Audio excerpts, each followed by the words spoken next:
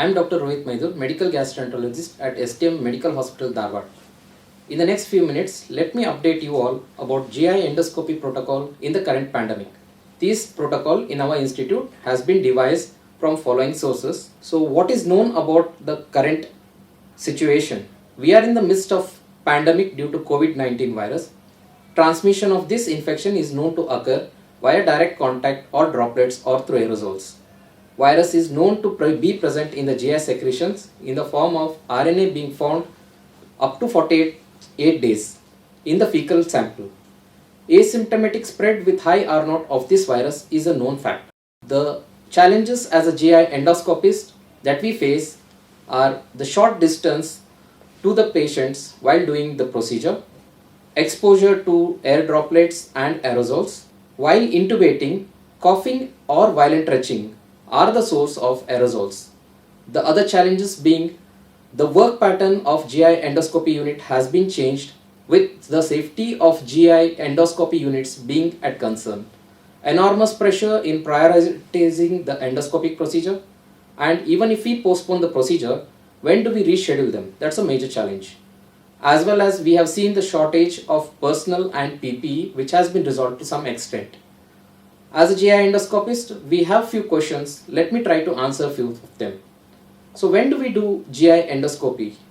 Unlike previously, whenever a patient used to walk in with a valid indication, we used to consider, but now we have emergent, urgent and routine indications.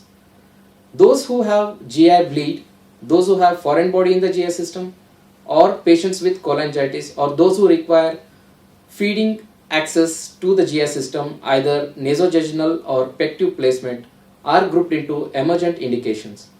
Urgent indications include draining of infected pancreatic fluid collections, malignancies, either luminal or pancreatobiliary, which require stenting.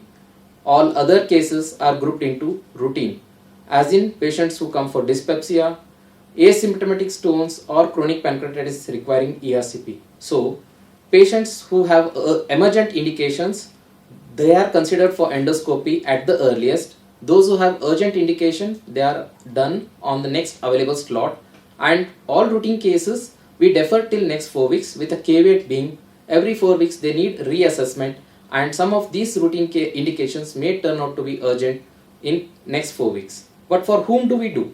We divide patients into low risk and high risk based on the symptoms, based on the place where they stay, or any contact with suspects or positive COVID patients.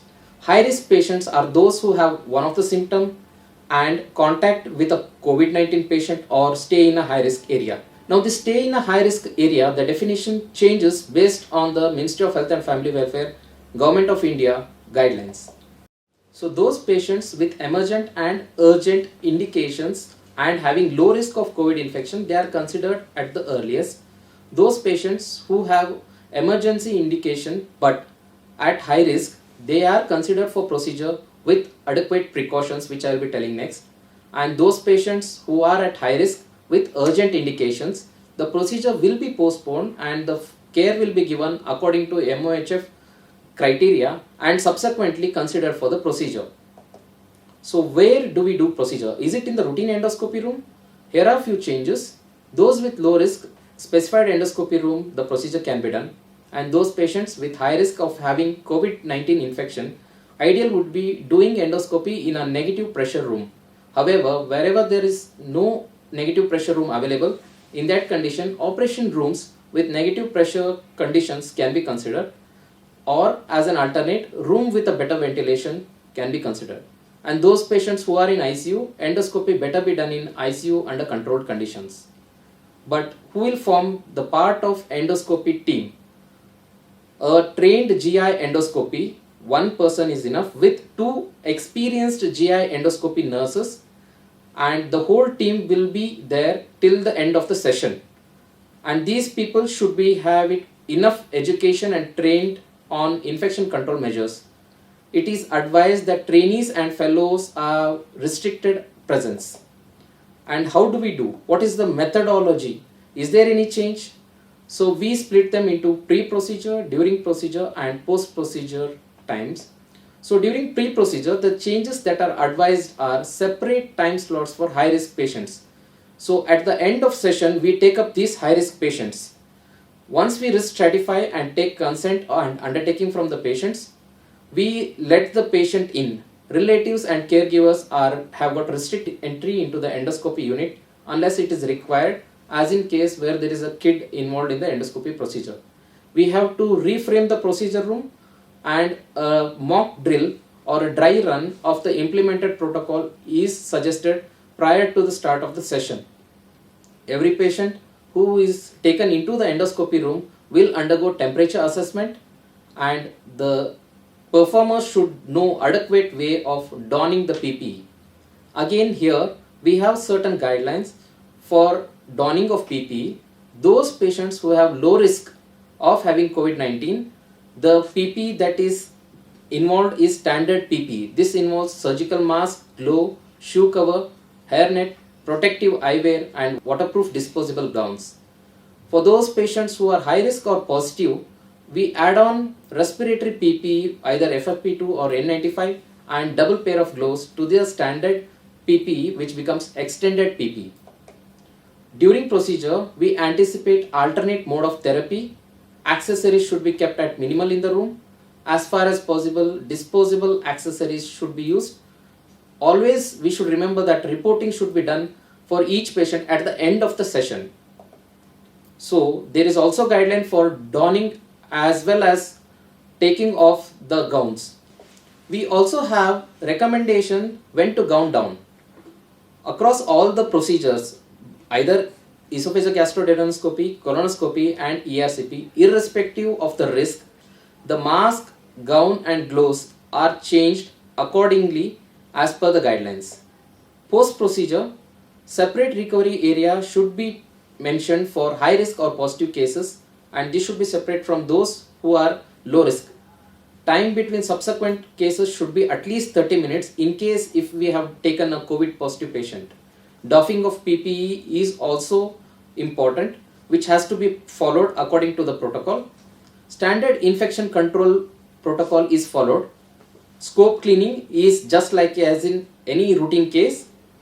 Suspected or confirmed COVID-19 patients, once they undergo the procedure, the room has to be cleaned with appropriate PPE used by the healthcare workers. So how long will these changes be in place? Well, that is anybody's guess. As of now, we have Asia Pacific Society of Digestive Endoscopy guidelines. We are waiting Indian Society guidelines.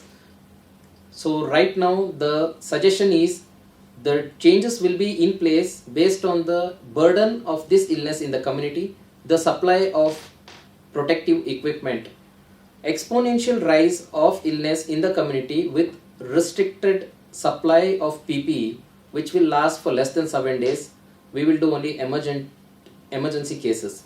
If there is rapid rise of cases in the society and PPE lasting for less than 4 weeks, emergent cases can be done, urgent cases based on triage and individualized. When we see a downtrend of this illness with PP reserves lasting for 4 to 8 weeks, we can consider routine cases up to 50% of the previous number of cases we used to do. If there are no new cases and reserves of PP are enough, we can consider all routine cases, but this awaits Indian Society guidelines. So let me summarize. We have devised a protocol which can be remembered based on the mnemonic triage. So T, here we triage the cases as emergent, urgent and routine. All routine cases we postpone for weeks and we reassess them. And R stands for risk stratification of these patients into low risk and high risk of having COVID infections. Those who have high risk, it is advised to identify them and we give extended PPE for the endoscopy unit workers. For those with low risk of having COVID-19 infection, standard PPE is enough. And those patients who fall into the urgent category of indication with high risk, we postpone the procedure, follow the protocol of Ministry of Health and Family Welfare, let the patients undergo COVID-19 screening and then we take them into the procedure room. Appropriate place, personnel and time for the procedure has to be allotted, and when we get to work, we must remember pre-procedure, during procedure and post procedure changes that are advised, and in the end we report the cases, and discussion with the patient attenders is at the end of session. So this is the protocol we have devised at our institute, and I think this can help all those who do GI endoscopy. Thank you. At the end, let me tell, there is light at the end of tunnel, so let's hope for the best. Thank you.